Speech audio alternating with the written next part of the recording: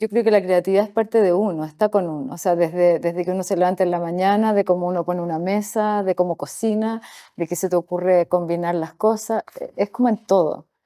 O sea, a mí por lo menos en mi vida la creatividad va conmigo y de hecho el problema que tengo es que se me ocurren demasiadas cosas y todas conectan y entonces como cómo elegir y qué hacer es como el desafío. La arquitectura, o sea, es algo que definimos con mi psicóloga psiquiatra hace mucho tiempo, que soy un artista que usa como soporte la arquitectura. Entonces la arquitectura es parte, pero no es todo. O sea, la creatividad, el alimento es multidimensional, no es en una sola vector. Entonces, por ejemplo, si tú me preguntas por arquitectura, tengo una metodología que he ido desarrollando a lo largo del tiempo que la llamo la tesis del territorio, y que siempre frente a un encargo voy al lugar, dibujo mucho, el croquis, la observación es algo fundamental, y de ahí aparecen ideas, y esas ideas, y aparece también siempre algún elemento del lugar o que viene de otra parte que es la palabra poética. Hago un cruce entre palabra poética y territorio, y eso genera un pequeño embrión de forma, es como un gesto signo, es una cosita mínima, o sea, ustedes se mueren. Y eso, porque es lo mismo que cuando se junta un óvulo con un esperma y eh, aparece la vida, acá se junta la palabra con el territorio y aparece este gesto signo donde está todo el potencial de forma que después se despliega en el espacio, en un proceso que yo llamo figura, que es la enfiguración de la forma y después la forma construida con todo lo que necesita para ser una forma que se materializa en el espacio. Entonces, esa es una manera y eso sucede porque está fecundado por la palabra poética, porque hay una dimensión espiritual que permite que eso se vuelva vida, ¿no? La palabra poética es una palabra que trae verdad, es como verdad en la manera filosófica de decirlo, es una palabra esencial, no es cualquier palabra, no es cualquier nombrar, es nombrar poético. Y después como en mi vida cotidiana o como ser humano, alimento mi creatividad meditando en la mañana, parto todas las mañanas meditando, elijo distintas partes de la casa. Tengo como una rutina hoy día de meditación, después de ejercicio, después de contemplación, siempre escribo y hago un dibujo metafísico.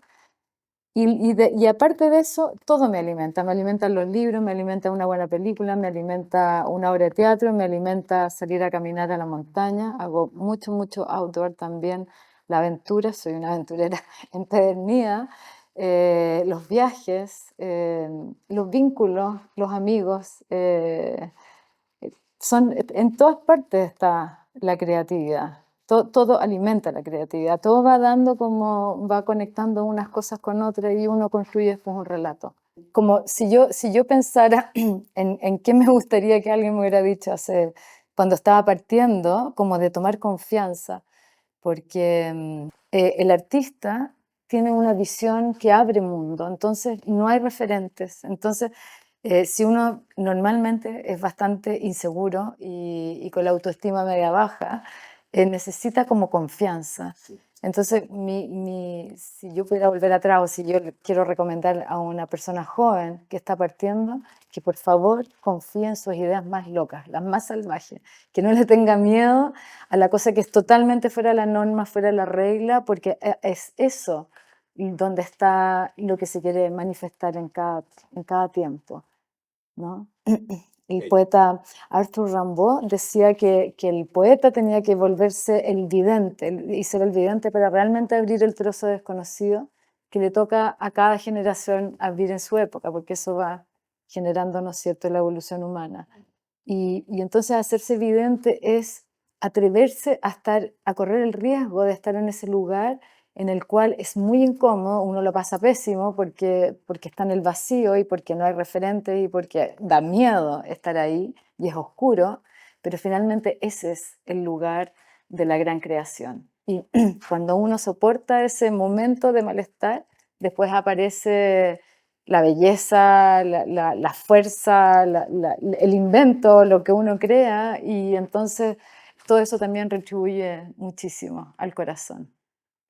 Para mí la Católica, haber estudiado en la Escuela de Arquitectura de la Católica del Paraíso fue lo que me hizo ser arquitecta, primero que nada, porque yo cuando estaba terminando el colegio, terminé en el liceo 14, que tuve un profesor de literatura que realmente me abrió el mundo, fue muy importante, no me acuerdo el nombre de él, pero lo importante de los buenos profesores, ¿ah? Sí. Que te abren el mundo y bueno, yo estaba como en un rango enorme de intereses, pero todos en torno al humanismo, al arte, a la filosofía, me interesaba como la astronomía por el origen del universo, la biología por el origen del hombre, entonces yo tenía este espectro gigante y mi madre que no venía en Chile, no vivía en Chile, pero venía, ese año vino y no sé por qué tuvo esas atinos de madre, me llevó a hablar con la Tatiana Álamos, una artista visual, y la Tatiana me dijo, mira, si tú quieres entrar al mundo de la elite, como por decir el mundo del arte, entra a lo mejor de la elite, que es la Escuela de Arquitectura de la Católica del Paraíso. Y dije, ya. Tenía algunos primos estudiando ahí, como que, porque como estudiaba arquitectura en Santiago, a mí no me parecía nada interesante, encontraba que eso no era lo mío. Y entonces fui, postulé a esta universidad como única opción. Y primero se hacía una prueba de dibujo en que hacían un colador y quedaban 300 personas, después una entrevista personal. Y en esa entrevista personal me tocó Alberto Cruz, que no preguntó nada, solamente dibujó y de repente se levanta y me dice, ¿y usted tiene dónde vivir acá? Entonces, sí, ya, sí tengo. Y, y entré a estudiar diseño porque el primer año era común. Y a los 2 meses de estar ya como haciendo este primer año común, me encuentro con Godofredo Yomi, el poeta que junto con Alberto arman esta escuela, eh, que son los fundadores, y él me empieza, no sé, nos pusimos a conversar y me empieza a contar de Amereida, de que Colón venía a las Indias, que América parece como un regalo, que hasta ese momento los americanos hemos sido imitadores de otras culturas, pero no hemos asumido que tenemos nuestra propia cultura y que en el fondo hay que hacer ciudades propiamente americanas, y eso me sedujo. Bueno, Godo era un gran seductor como buen poeta. Y por ese encuentro, en esa conversación, es que decidí ser arquitecta. Y bueno, y Amereida y todo este pensamiento sobre América ha sido como y la palabra poética que se cruza con el territorio ha sido mi destinación, ¿no? Sé que fue clave. ¿Qué me sorprende? La belleza, cuando algo tiene belleza. Y belleza me refiero a lo bello como lo justo, como lo necesario, como lo que hace bien. No sé cómo definirlo de otra manera, ¿no?